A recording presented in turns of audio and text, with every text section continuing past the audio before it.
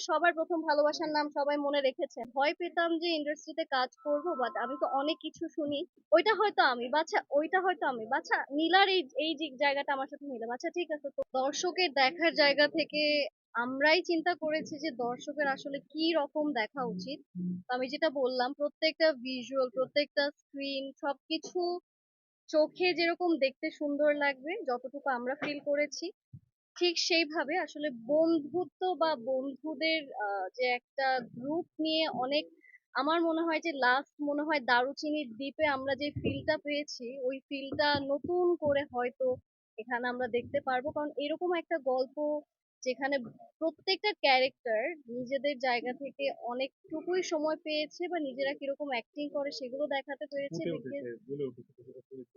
Exactly, and আমরা just দুইজন না, এখানে আমাদের পুরো টিম, এন্ড তারাও তাদের অ্যাক্টিংটা দেখাতে পেরেছে। তো আমার কাছে মনে হচ্ছে যে সবাই ইকুয়াল স্ক্রিন টাইমিং পেয়েছে, এন্ড সবাই কোনো না কোনো ক্যারেক্টারের সাথে নিজেদেরকে খুঁজে পাবে। আচ্ছা এক্সাক্টলি। ওইটা হয়তো আমি, বাছা ওইটা হয়তো আমি, বাছা নীলার এই এই যে জায়গাটা আমার সাথে মিলে, বাছা ঠিক আছে। তৌসিফ ভাই এটা কেন করছে আমি বুঝতে পারছি।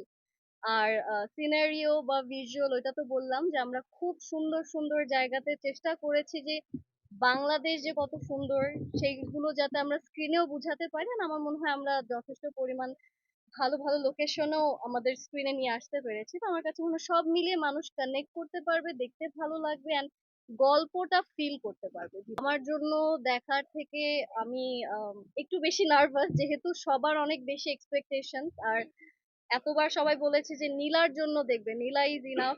এই জায়গাটা থেকে আমি একটু নার্ভাস। তো আমি আমার অডিয়েন্সের কাছে জিনিসটা ছেড়ে দিব যে আমার যেহেতু প্রথম কাজ, ভুল হতে পারে, ছোটখাটো যদি ভুল হয়ে থাকে বা আপনাদের চোখে পড়ে, চেষ্টা করবেন যে ওটা ক্ষমা দৃষ্টিতে দেখতে।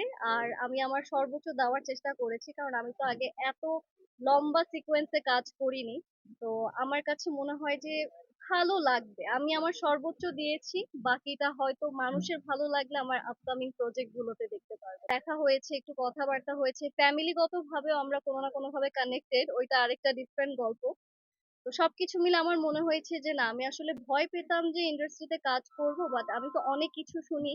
তো আমার ওই জায়গার ভয়ের জায়গাটা আসলে আমার মনে হয় যে এমন ভালো একটা টিম পেয়েছি, আমার ওই জিনিসটা কখনো ফিলও হয়নি। বা আমাকে আরো আম, আমাকে আরো হচ্ছে গিয়ে এই জায়গাটা আমি আরো কাজ করতে চাই।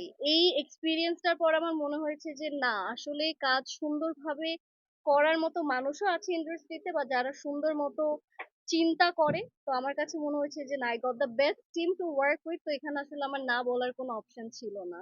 এইটার যে ক্যারেক্টারটা খুবই কঠিন ছিল, তো আমার জন্য একটু চ্যালেঞ্জিংও ছিল যে ওই নীলা হয়ে স্ক্রিনে, আর তার সাথে নামটা হচ্ছে কি নীলা ছিল। তো আমি বলছিলাম যে নামটা কি চেঞ্জ করে অন্য কোনো নাম দেওয়া যায় কিনা, বা নীলার জায়গায় অন্য নাম দেওয়া যায় কিনা। কারণ নীলা যখন বারবার আমি শুনি, আমি আমি যেই নীলা সেই নীলা হয়ে যাচ্ছিলাম। তো থ্যাঙ্কস টু ভাইয়া, সে হচ্ছে গিয়ে আমাদের 3-4 দিন হচ্ছে গিয়ে আমরা একটা রিহার্সাল করি নাটক, বা আমাদের যে এখন যে ওয়েব ফিল্মটা আসছে সেটা জন্য আসলে মেন্টালি প্রিপেয়ার ছিলাম নাটক, বাট পরে এটা আমরা আসলে কাজের মাধ্যমে আসলে চিন্তা করি যে না, আসলে নাটকের থেকেও আমরা ভালো কিছু করেছি। আর এটা আসলে নাটক বললে আমাদের যে কাজের কোয়ালিটি বা আমাদের যে প্রজেক্টটা সেটার আসলে ইয়া করা হবে। তো আমার কাছে মনে হচ্ছে যে না, নাটকটা না, আমরা এটা আসলে ওয়েব ওয়েব ফিল্মই করি, বিকজ এটা ডিউরেশনটাও ওই রকমই হয়েছে। আর সবকিছু মিলে আমার মনে হচ্ছে যে ভালো লাগবে মানুষের। And প্রথম ভালোবাসা সবার মনে আছে, আপনাদের আম শিওর আপনাদের সবার প্রথম ভালোবাসার নাম সবাই মনে রেখেছেন।